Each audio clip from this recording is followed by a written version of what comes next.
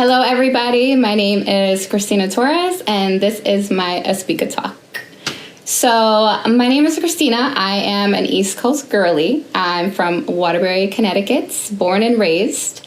And I'm just going to share a little bit about myself and my upbringing for you guys to understand where I'm coming from and also understand where I'm going with my platform. So I am one of three. I'm actually the middle child. Me and my sister are 1 year apart, 1 year and a month, January 6th and February 6th. My mom is one of 11, so I'm Puerto Rican. You know, we have a huge family. So growing up, we used to have a ton of cousins. I probably have like over 60 cousins on my mom's side alone. But yeah, growing up, I was definitely a tomboy. I used to play outside all the time. I used to climb trees. My mom always shares a story of her coming home from work and she found me at the top of a tree. So I've always been like that adrenaline junkie, you know, navigating my environment as an adult now in the field that I'm in, right? And always seeking exciting opportunities. In school, I was definitely an introvert. I feel like I actually had this conversation with my sister a couple days ago of like how I was socially, because I was actually late diagnosed as neurodivergent myself. I have ADHD. And so I was always like a hermit crab in middle school, especially, and like towards high school, I kind of evolved a little bit more. But I was always in my room to myself. And it's kind of, you know, cool to kind of reflect on who I was as a adolescent and who I became, the person who I am today, especially being able to advocate for the neurodiverse community. So yeah, my upbringing, I always played outside. I was very introverted. I enjoyed hanging out with my cousins and my family. I still do now. And then, you know, as you grow up, you know, high school came about. And that's kind of like when my social butterfly kind of started to expand. My cousin, who was a little older than me, she actually moved in with us, which is, you know, growing up, especially where I'm from, you know, it's like supporting family and all that stuff. So to make a long story short, a lot of my friends were actually older than me. So I wasn't really involved too much with high school. Like I said, I was an introvert. My friends, they were her friends, which were older. So I feel like I kind of like grew up faster. And then I also learned to kind of like the, you know, earning money and income. So when I decided to go to college, so I'm 33. And growing up, like I said, my mom was one of 11 and she went ahead and got her degrees and, you know, it's been like conditioned in us to, you know, you have to go to school to have a career and make money to be able to support your family and have a house. So the expectation was already kind of placed of like, okay, you got to go to school. So when I was graduating high school, you know, I didn't want to become a teacher. I was not, didn't want to become a nurse. My mom was a DCF worker. And I remember visiting her in her office in like that cubicle space. And I just remember being a kid and like, ugh, it was kind of yucky to me. So when it was time for me to go to college, I'm like, okay, I'm not going to be a business owner. I'm not going to be a doctor. And I enjoyed watching Cops with my dad. So I'm like, okay, let me go for my bachelor's in criminal justice. So that's my certificate for my bachelor's in criminal justice. I really enjoyed it so much. Like learning and getting, really understanding law and ethics. I think that's why I have like a really strong sense of, you know, advocacy. So moving forward, but throughout my career, right, when I was in my undergrad going throughout college, I started bartending. And like I said, my cousin was older than me, so I got exposed to bartending and making really quick money. So throughout my undergrad, I would bartend and waitress, and I got used to, you know, making fast amount of money quickly. So when I graduated, I actually wanted to go to school in Florida, but my mom, she actually got in a car accident. So I decided to go to school in a school here in Connecticut so we could take care of my mom and, you know. So once I graduated school, I originally wanted to go to school down in Florida. So once I was done with school, I'm like, okay, I'm going to go down and move to Florida. And that's exactly what I did. So after my undergrad, I was, I got the fun out of me, went down to Florida, met amazing friends, but I was still in the hospitality business. So at this point, I was around, 24. And I'm like, okay, Chris, you have a degree, you're not doing nothing with it. So go back home and put your big girl pants on and go ahead and, start figuring out what you're going to do for your career because you got the fun out your way.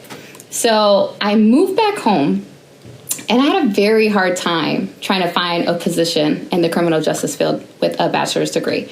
There was really nothing much to apply for besides becoming a corrections officer or a police officer. So I was like, what am I going to do? It took me about 4 months to actually find a position. And that is actually when I started my journey into the field of autism. So my first role coming back into Connecticut was a life skills coach and a community mentor. So I was able to support learners with autism in the home setting and in the community. They all had, in the home setting, we would have ADL skill goals to support them, like creating a simple meal, cleaning their room, going to the grocery store. And then as a social skills mentor, we would hold groups and do activities to have that social piece and get out in the community and have fun. And so I really enjoyed that position. And in doing so, I also started working for a nonprofit organization as a direct support staff. And this was a very unique role. It was supporting adolescents that were in and out of foster care and the DCF system for autistic males who have suffered through trauma. So it was a 3-family house, and there was 2 participants in every floor. So we would just support them, bring them to their appointments, help them understand how to leverage their Social Security, get a job. So it was a very unique opportunity to be able to support them in the residential living facility, especially that transition piece. So being able to work with adults first and adolescents, it was very rewarding. And then I was seeking something more challenging because I really enjoyed the role, but I wanted something more consistent as well. And the type of person that I am, I always held 2 different jobs. And since I was so used to making really fast money, I understood time equals money. So I always made sure I had 2 jobs to always make sure I'm making money with my time, if that makes sense.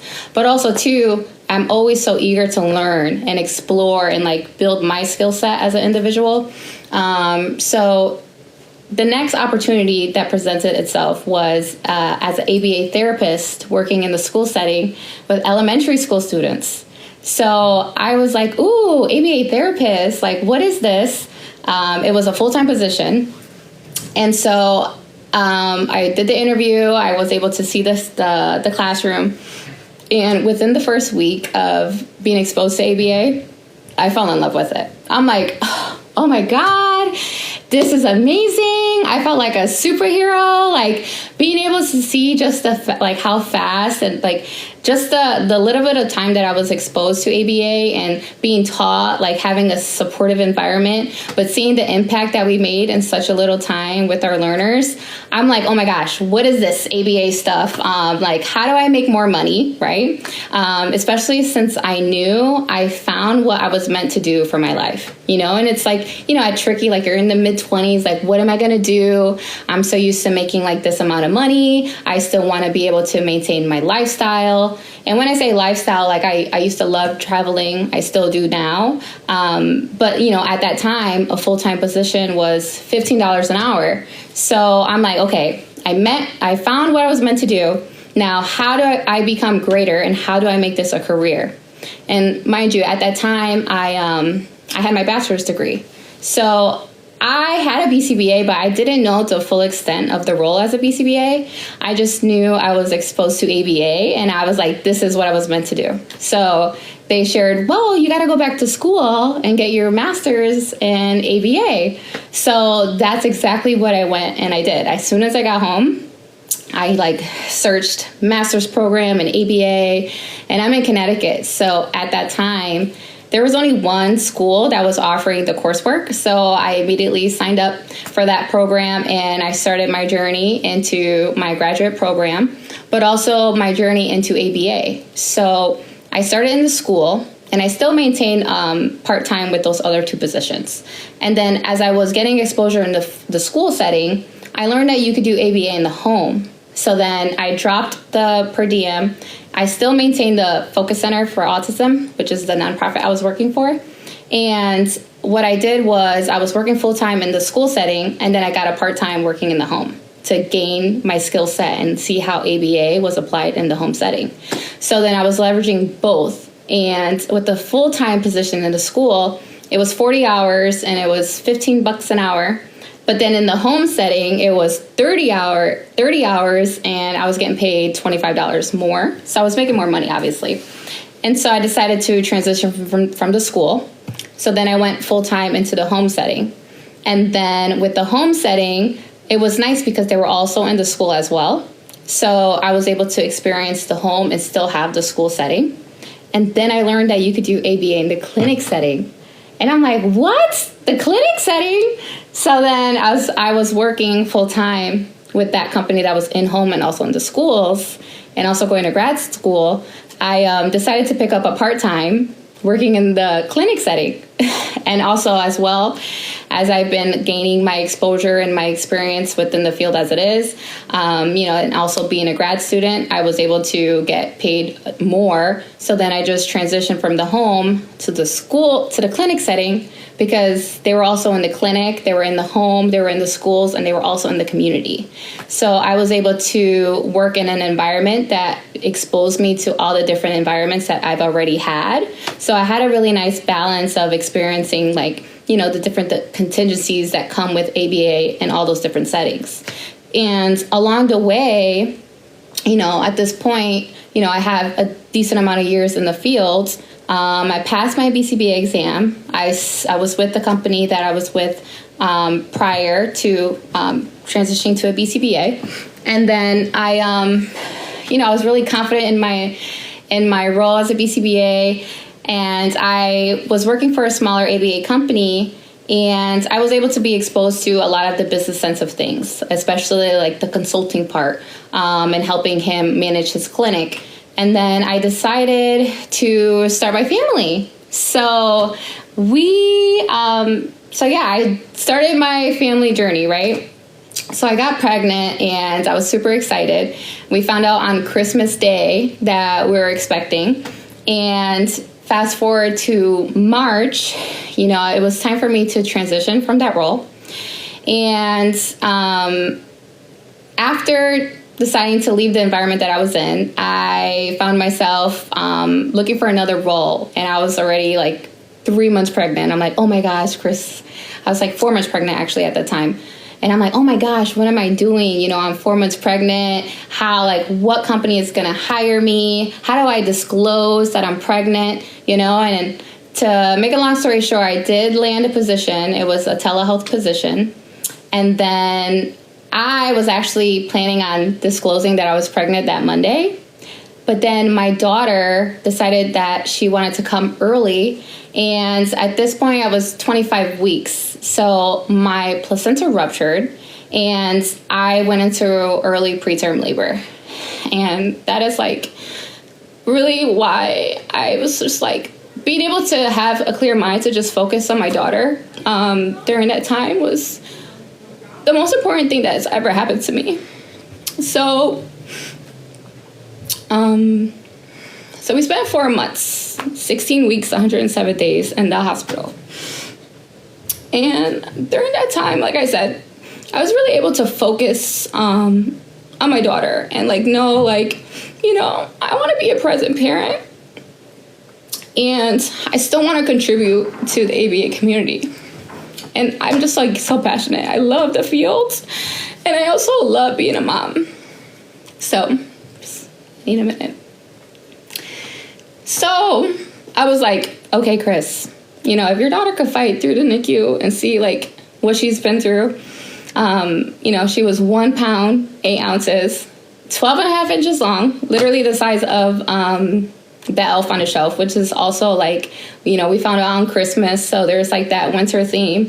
I love sharing like the size of her diaper. This was her first diaper. It's like the same size as my lip gloss. So she's a little warrior, and she's like my motivation. So we make it home. We get home August. She was born May 15th, and she was not due until August 29th. So after we get through the NICU, I'm home, and I'm like, okay, no, I cannot go back to work full time. I've been in the field for as long as I have. I'm very confident in my role. I need to find a way to make passive income, still support the family in the field that I love so much, but also be able to provide for my family and pioneer my own journey into an entrepreneur and business owner. So I decided to open up my own consulting practice.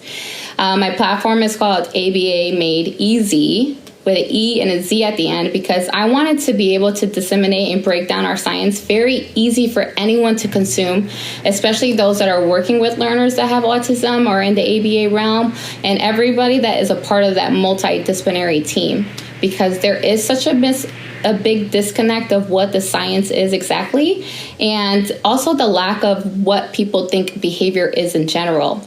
And a lot of people don't realize it's actually our behavior that needs to change in order to see the change in our learners. So I've been on a mission to really disseminate or break down our science by providing really user-friendly resources that break down concepts within the field, but also share like what it may look like in the school setting, what that may look like in the home setting, what that may look like in a relationship, just to kind of just so it can kind of click to some, like it would resonate based off the different environments that I've been exposed to, but also to really be the voice for the learners that I've had the opportunity to support these past 10 years. There's a saying in the field too, like, if you've met one person with autism, you've only met one person with autism. And that's so true. And in this field, like everything has to be individualized. And being in the field and all the different environments that I've been able to work in, I've been exposed to many learners. Like the spectrum is very wide, and to be able to have a platform to showcase and support the future leaders that are coming into the field, to be able to support and model families that may not have access to resources or guidance, but also to utilize my platform, especially as a parent, to be able to model what verbal behavior is. Like, this is how I enrich my daughter's environment, especially knowing that my daughter is delayed the 4 months, but being able to kind of showcase like, hey, like don't let assessments kind of put or numbers like dictate who your child is individually, because everyone is on their own pace of where they are. So with my platform, I started showcasing, I started on social media. I decided to start sharing my story going independent on TikTok. One, because at that time, I'm like, well, nobody's really on TikTok. And this was like a year and a half ago. So I'm like, let me start on TikTok, because not many people are on there, so I could master this platform. And in doing so, I would actually duet other providers, and I would actually duet other videos to explain specific concepts. Like, oh, this is negative reinforcement, this is verbal behavior, this is that, to kind of start disseminating what it looks like in everyday life so that people could see like, oh, that makes sense. But also too, there is like a kind of dark cloud of the history of ABA. So the ABA does have like a negative, air of what's going on in the field, especially from where it's come from and where it's going. So being able to advocate and listen to, especially the autistic voices that may have received ABA therapy and have spoke out on how harmful and the effects that they have received, I think it's important to be able to, acknowledge that has happened, but also to share, the field is forever evolving, and it's important to listen to what has happened to those that have received it, make changes, and move forward. So being able to be in a position to advocate for the field as a whole, to also acknowledge the harm that has been done, but also to shape and empower the future leaders to know, like, hey, the field is forever evolving, and you also need to be forever evolving and be aware of what's going on. So as I've been sharing my story online, a lot of BCBAs have reached out that are, interested in starting their own platform. There's a lot of people that are involved and engaged in newcomers into the field. So to be in a position to offer insight, perspectives, resources, opportunities is so monumental for me, because I just wish I had that mentorship when I was starting in the field, and to be able to create like a safe place to seek knowledge, guidance, and support is my main mission with my platform, ABA Made Easy. And then in doing so, I've been able to really network. And with my platform originally, I wanted to really focus on supporting families that just received an autism diagnosis. And as a provider in the field, I know that I don't have the answers to everything, but I wanted to be able to find someone that I can refer out for their expertise, especially when it comes to like sleeping or feeding or, IEP advocacy. So throughout my journey of starting my practice and sharing it all on social media, I've been able to network with so many amazing individuals, providers, and organizations, all through online and virtual connections. And in doing so, I formed relationships, and I've been able to land opportunities to help continue to spread awareness and support the field that we're all in. And one of the opportunities and partnerships I was able to land was, especially having been exposed to the school setting, I understand how difficult it is for parents, especially, to seek services for their children, and also too for the teachers in the classrooms for what they have to manage, especially when maybe a teacher does have like 5 learners that do have a behavioral intervention plan, and how to leverage the classroom so that everyone is successful, but also everyone's complying with like the IEP process and things like that. So I created a list of IEP goals, specifically on areas that I knew that learners struggle with in the school setting that should be addressed before like academics. Like if your child is struggling emotionally, like emotional regulation is monumental. Functional communication training is monumental. Accepting no in transition is monumental. Social skills is an important skill to also have. So being able to kind of create goals that target these areas that need to be addressed first before you can even focus on academics, it's like important to kind of put information like that out there. So to make a long story short, I had an opportunity to create an IEP program along with United TI. And I got super excited because I'm like, yay, it's like these are goals that I'm so passionate about to really help families and like teachers. And I was like, you know what? I got introduced, she's an IEP lawyer who's alongside with me, and I invited her to take part into this IEP program that we're working on together, because I wanted to really have that solid foundation of like, okay, I'm going to come with the IEP goals and the support and all that stuff. And then you have the legalese to be able to explain, the IEP process. And it is a legal document. So we're working together to create a safe place to have access to IEP support. It's actually called Empowered IEP, and it's still in the process of coming together. So that's one of the big projects that I have going on with my platform. And then I also am really focusing on providing mentorships and also pioneering a whole new niche in our field of ABA, into marketing and affiliate marketing as well. And with affiliate marketing, it's basically providing opportunities to make passive income online with my community. So one of the things that I'm working on is providing really quality mentorships. That's something that we lack in our field, especially since we do have to maintain our credential. We take CEUs, continuing education credits, to maintain our credential. And RBTs are going to start needing to acquire CEUs as well. So RBTs are registered behavioral technicians. So they are the ones that work one-to-one with our learners. And then BCBAs stand for Board Certified Behavioral Analyst. And we are the ones to supervise, perform assessments, and go ahead and train the staff on supporting the learner, specifically using ABA. So like I mentioned before, it's very hard to kind of seek mentorships, especially in this field. So I've been on a mission to kind of make it a safe place to access quality resources and mentorships that are affordable, but also too leveraging marketing and affiliate marketing specifically by providing specific links for my community so that, you know, I'm only here in Connecticut. So if you are all about enriching your community and you want to share like, oh, this event is happening, you know, it's important to collaborate together to be able to make a greater impact. So by leveraging affiliate marketing and sharing with my community, you guys can absolutely be affiliate marketing. Here's this event that I have going on. You just share the link, and whenever somebody signs up, you can go ahead and earn a commission. So it's like making free money online, but I really want to motivate and empower others to, you know, believe in themselves that it is possible to like start your own practice or side hustle, but also to really contribute and like make an impact in our field.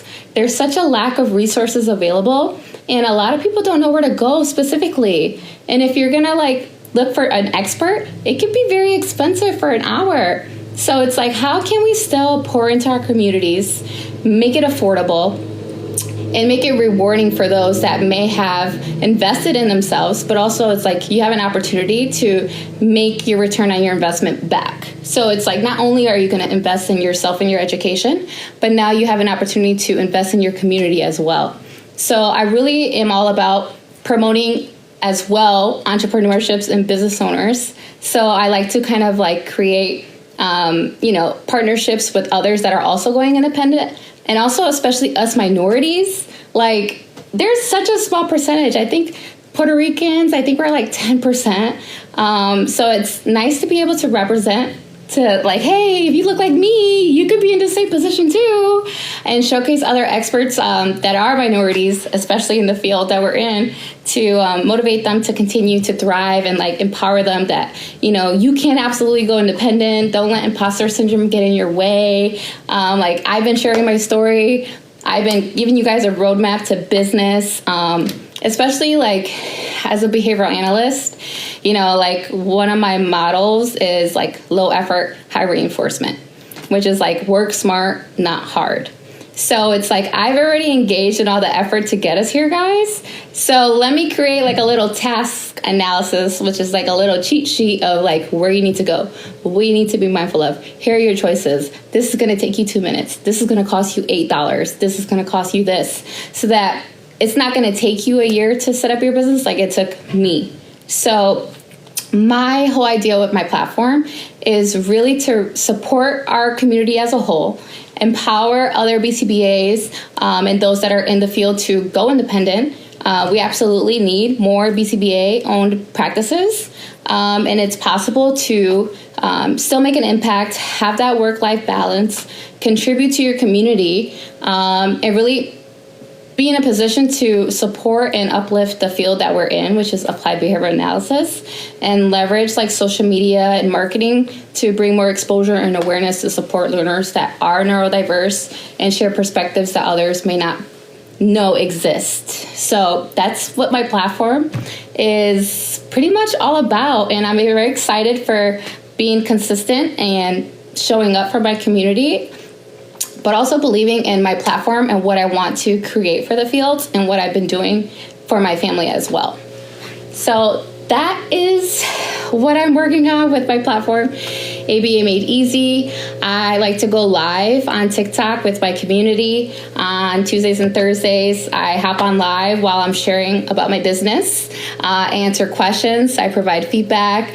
Everyone's looking for specific things. I'll reach out to so-and-so. Yes, that's a green flag. Yes, that's a red flag. Oh, if you want to be a BCBA and you're getting your master's in this, nope, you're going the wrong master's. You got to go over here. Trying to be that mentor, like I said, that I wish I had in the field, by utilizing social media and supporting the communities that we need to pour into, especially when there's such a lack of services and support out there in the fields.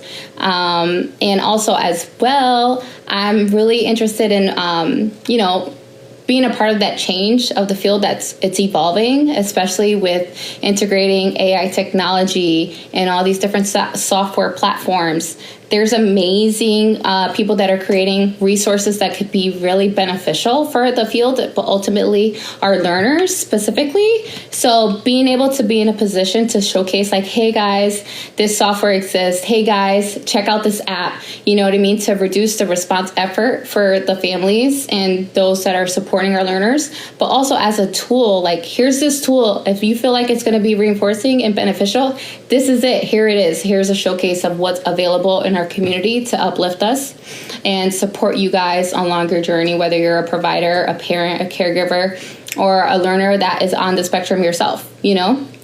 So back to my platform, it's really aimed to make anything within the ABA fields easy. You need a job? Here's who's hiring. You need supervision? Here are online supervisors. You want to work, it's your first day as an RBT tomorrow and you're starting home services, what to expect? Here it is. You have a learner that has ADHD as well? Here's 9 hours of content on mentorship on that. And like I said, I'm only 1 year officially launched, and I've been able to create these opportunities, and I'm not done. So I'm excited to be able to make an impact in the field, especially the neurodivergent fields, and really showcase all the opportunities that we have available, the trainings that we need, and mentorship opportunities to really empower and uplift our community.